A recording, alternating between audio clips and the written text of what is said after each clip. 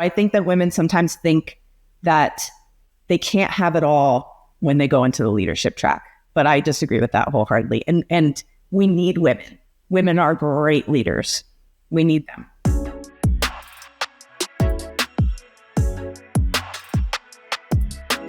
I'm thrilled to welcome Michele Harrington to Powerhouse. Michele is the CEO of FirstTeam Real Estate, a brokerage based in Newport Beach, California. Michele, tell us more about yourself and FirstTeam Real Estate. Hey, Dan, it's great to be here, Diego.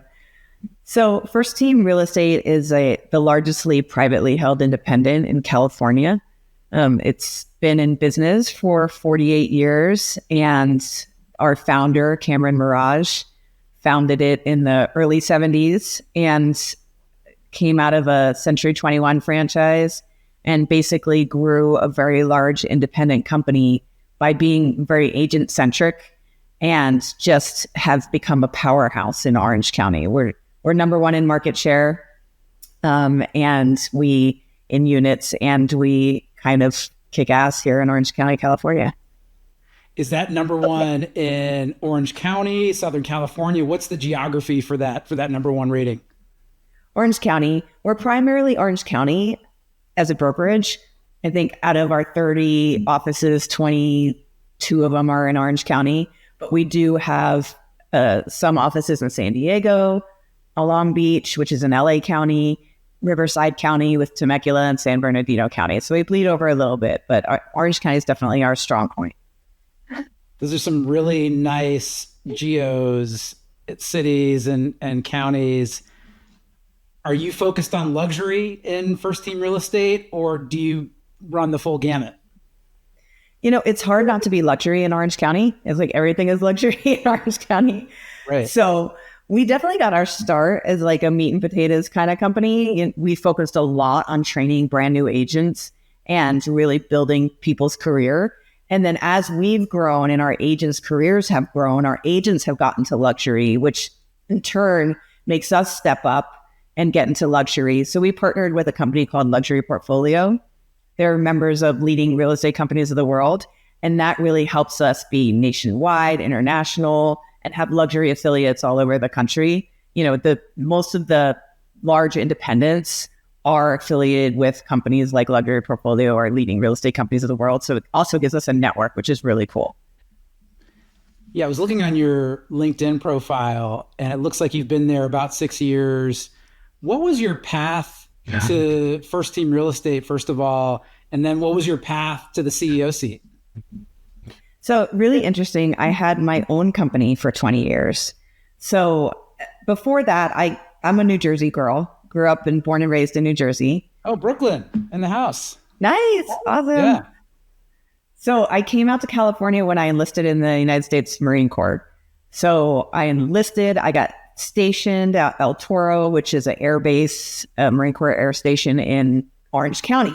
I mean, go figure that I would end up in the most beautiful place, like one of the most beautiful places. I don't want to insult anybody in the country, just because I got stationed here. I didn't pick it. I didn't choose it. I just got stationed here. And when I, spent some time in California, it made me think I didn't want to go back to New Jersey necessarily. So I definitely got the bug, the entrepreneurial bug. When you're in, I think, a situation like the Marine Corps where you're told what to do, where to sleep, how to wear your hair, how long your fingernails can be, who you can, if you can drive or if you can't drive, and who you can, hang out with or where you can go. I mean, it's very regimented. You have zero freedom. And I realized after 4 years that I love freedom. So to me, when I got out, when I decided not to re-enlist, I thought, what can I do that affords me the most freedom and the ultimate amount of freedom? And real estate really does that. So I got into real estate right out of the Marine Corps. I was 23 years old and just kind of got into the, sales part of it. And then I really figured that I loved building things. So I decided to build my own brokerage after a stint in the property ownership. I bought a bunch of apartment buildings, about 75 units, and did, investments, which was crazy because I really had no money to do investments. So I would find these creative ways to finance buildings, and I just kind of moved in that direction. And then I got into ownership, brokerage ownership. And I had my own company. I became a franchise for 10 years. And then after the 10 years was up, I went back to being independent. And about 6 years ago, I was approached by FirstTeam, and they were like, "Are you interested in selling your company?" And at the time, I wasn't really interested in selling my company. Things were going great, and I was having fun. And but I was interested in the position they were offering me at the time, and that was to be their broker. And I love helping agents build their business. I love being around other entrepreneurs. And I thought I could do this and keep going with my 130 agents and maybe get it to 200, 300. At one point, I did have 600 agents, but that all went away after 2008. And I kind of had to start again. Long story. But so I thought I could keep with my 130 agents and grow that back up to 600, or I can come in and have influence and the ability to help 2,000 agents. And that's what really kind of got me. So all of us, my whole company, we came over to FirstTeam, and I started as the broker of record. And over time, I became the chief operating officer. And then Cameron Raj was, he saw something in me that he thought could really lead the company into the next generation. And he made me the CEO in October. So it's been a wild ride and lots of fun. And it's an amazing company. So I'm happy. I love that entrepreneurial journey. And I feel like it probably makes you a better CEO and manager of the agents on your team, having gone through that whole journey. Oh yeah, for sure. It's hard, agents, it's such a different industry. It's such a unique industry of people who really want the freedom and the ability to create dreams and amazing lives. And if you're coming in like from an outside, an outside industry, and people do that all the time. I mean, the funny thing is when you look at like the big companies, like the Compasses, the Sides, and, they're all people from outside the industry. And I think that's why they struggle, to be perfectly honest. Like our industry is extremely unique. If you've never sold a house and you've never farmed and you've never door knocked and you've never cold called, you're not going to have the same experience. And it's just not going to happen. And then what I hate to talk, I don't want to talk bad about other companies, but I look at like their leadership. Not only do they not have anybody from the industry, but then they bring on like presidents and vice presidents and all that never sold real estate either. I'm like, come on, guys, and they wonder why they can't figure it out. It's unique. We're different. There's no other industry in the world that is the same as the real estate industry. So I'm proud to be a part of it. I get very involved in CAR and NAR and all the, leadership and making sure we're moving in the right direction, because I believe it's so unique and so special. So, yeah. You're a female CEO of the leading brokerage in Orange County. But when you look at the industry, only 26% of leadership positions in real estate are held by women, even though 60+% of real estate agents are women. What's going on? Why is that? Well, I think that, women, we want to have it all. We want the flexibility of having a great career. And then we want to be able to sometimes have a family, and we want to be able to do other things in our lives. And I think a lot of women feel that the real estate track is the track that is going to let them have these full, very great, amazing lives. And when you look at the leadership track, it's a little bit more structured. It's a little bit more 9 to 5. It's a little bit more like you have a boss and you have, a schedule. And I think that sometimes that's unattractive. But I think that you can have it all. And women are great leaders. So I think we do a disservice to our industry when women don't step up and lead. And I think a big reason that I chose to step up and lead is because I love our industry and I felt like I had something to offer it. And I think that, to have a family, I have a family, I have 5 kids. I have a wonderful husband.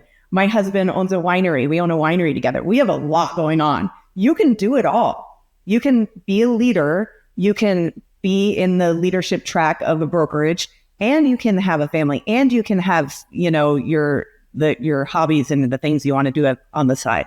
You just have to be structured and disciplined and, follow a system. And so I think that women sometimes think that they can't have it all when they go into the leadership track. But I disagree with that wholeheartedly. And we need women.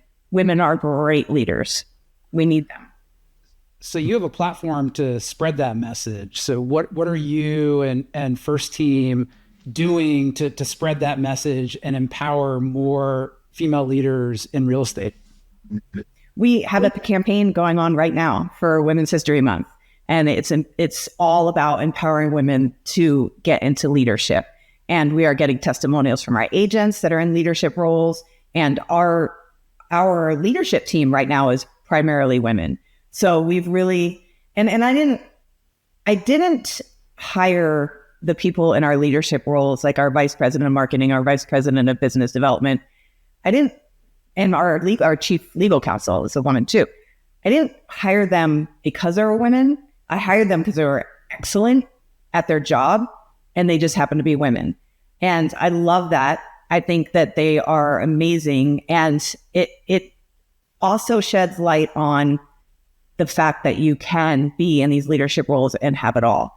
And so we have this campaign that we launched all about empowering women in real estate and helping people that want to get into these leadership roles achieve what they need to achieve to get there. I love that. You're also pretty out front right now with recruiting, which is interesting because it's a little bit of a tricky market. And I read somewhere that you are on track to surpass $1 billion in recruited teams this year. How are you doing that in this crazy housing market that we have right now? Yeah, so I kind of guess I got a wild hair like when I became the CEO, and I was like, let's pick a goal. What is it going to be? And typically we'll bring in like 300 to 400 million in volume a year. And $1 billion just sounded like a really nice round number. So I think I just kind of picked a really nice round number. We're very close. We're at 650 million. I think with the pipeline that we have, we'll get to the billion, which I'm really, really excited about because, sometimes when you pick a goal and you put it up publicly and you're like, oh, that's going to be bad when I don't get that. But I feel like we're going to get it. And, we have a unique way of recruiting. So we've always been a new agent company. I kind of talked about that a little bit earlier. Like we have a licensing school and we bring in brand new agents and we train them and we develop them and we help them become superstars. And we have some of the top agents in Orange County. I would say if you took the 10 top agents in Orange County right now, 8 of them started at First Team. That's how good we are at growing people's business. So we're great with brand new agents. The thing is that most brand new agents fail. So how do we make it so that these brand new agents don't fail? What's the best way to do it? So in doing research and finding, and all experimenting and trying different things, we find that when we put brand new agents on teams, that they succeed. So what teams would want brand new agents? These teams that are hugely growth-minded teams, and a lot of them out there right now, they want brand new agents. They want to recruit. Recruiting is a huge part of their platform. We're a great recruiting company. So if you come here as a team, we're going to build your team because we're great at recruiting, we're great at training, and we're great at bringing on brand new agents. So we kind of figured out a way to kind of like have it all, to get the seasoned agents that have these teams or want to grow these teams. And then we can attract these agents, either brand new or lightly seasoned, that don't want to go out on their own. And then we grow from bringing on these teams because we'll recruit for them, and then bringing on these new agents or lightly seasoned agents because we can add them to the teams. And then their production is better and they're growing by 20, 30, 40% a year. And we've been doing this for the past couple of years, and it's been really successful. And I think that's how we're attracting. I love that. And congratulations. So I have an understanding of what makes First Team attractive to teams out there. What makes a team and a team leader attractive to you in terms of recruitment? So we recruit for them. And that's the biggest difference. So a lot of companies, they bring over these teams and they have a recruiting department, but their recruiting department is only bringing the teams. They're not helping the teams grow. They say they do. Like I've heard their spiel sometimes, our competitors, and they say, "Oh yeah, come over, we'll help you grow." They don't help them grow. They don't grow. There's no growth there. We bring over these teams and then we recruit for the team. So that's why they're attracted to us, and that's why they grow with us. And, I think a lot of brokerages are of the mindset, like, why would I take a 50% agent who I'd be getting 50%, and that's going to cover a lot of bottom line, and put them on a team, and then I'm only getting a tiny little percentage. But what I say to that is that you're getting 50% of nothing 80% of the time. They're not going to produce. So I'd rather get 10% or a small percentage of something than 50% of nothing. So this is an old school way of thinking that a lot of these larger independents like us have thought for so long. We don't want to give up our brand new agents. But I think you can't step over a dollar to pick up a nickel. Like, help your brand new agents be more successful. In turn, your teams will be more successful. And then in turn, your brokerage will be more successful. So you're killing it in Orange County, top brokerage in the county, pretty highly ranked in Southern California and in California overall. Are you thinking at all about expanding First Team beyond California? Definitely. So my founder he's very conservative. He's always said, Michele, you got to keep your fortress. We have to have our fortress. And we lost market share in the end of 2021. We lost our number one position. And I think that was because we got a little complacent. We got a little stale. We weren't as aggressive with recruiting, and we kind of like let our new agent department just fizzle out. So one of my goals, my big goal, was to get our number one market share position back this year. And we got it back in July, and we still have it up to this date in year-to-date units for Orange County. So super happy about that. And I agree with what Cam told me, like make sure your fortress is strong before you start growing out. And now I feel like our fortress is strong. Now I feel like we got our number one position back. We have the leadership in place that is just second to none. So I feel like we're in the position now where we can grow out like in a spreading, like a disease. That sounds bad. But you don't want to like open an office in Dallas. You know what I mean? I think we should spread. Like we should go up to Northern California. We should go out to Arizona. We should go to, some of our bordering states. And that's the best way to kind of keep our fortress still really strong and still grow. So organic growth by spreading into adjacent territory as opposed to skipping over and going to a big city somewhere else in the country. Yeah, I mean, it's tempting. We get people that call us from like Texas or Florida all the time. I want to be a part of what you're doing. But I don't think we're doing a service, and I don't want to bring somebody on that they're not super happy being with us. So I don't think we can service somebody in Florida or somebody in, Texas. I think we really need to keep it so that we're growing in a, we don't have venture capital money where we can just like throw billions, here and there. So maybe we have a good environment for that growth. We're seeing some green shoots in the housing market. How is 2025 looking for your business? I think 2025 is going to be a good year. So 2023 was a terrible year, probably one of the worst years we've ever seen in our 48-year history. The units just plummeted. I mean, it was bad. 2024 really turned around for us. It was a couple of things. We had a big, huge corporate office. We sold the corporate office. That cut out a lot of overhead. We let go of Christie's. We were affiliated with Christie's. That was a very expensive, partnership. So we cut costs, and then we also recruited a lot. I mean, so we've been bringing in incremental GCI. So 2024 is a good year for us, which we're happy about because the market I don't think improved that much, but we improved a lot. So now that we have this upward trajectory going into 2025, and I expect the market to improve as well, I think 2025 is going to be a good year for us. And I don't think it's going to be like 2021 or anything like that, but I think we're going to have a good, profitable, steady year. Michele, this has been an amazing conversation. It's been so great catching up with you and learning more about your business. It seems like you have a lot of exciting opportunity in front of you. Yeah, it is really exciting. And I do have a book coming out actually at the end of the month. It's called Get Off Your Ass. And it's good title. It's a guide to have self-discipline and have everything you want. I'm a big believer, obviously, with my Marine Corps background, in utilizing self-discipline to grow your business. And this book kind of encapsulates how you can do that. Amazing. It's been so great catching up with you. And I'm really glad we got to get to know each other.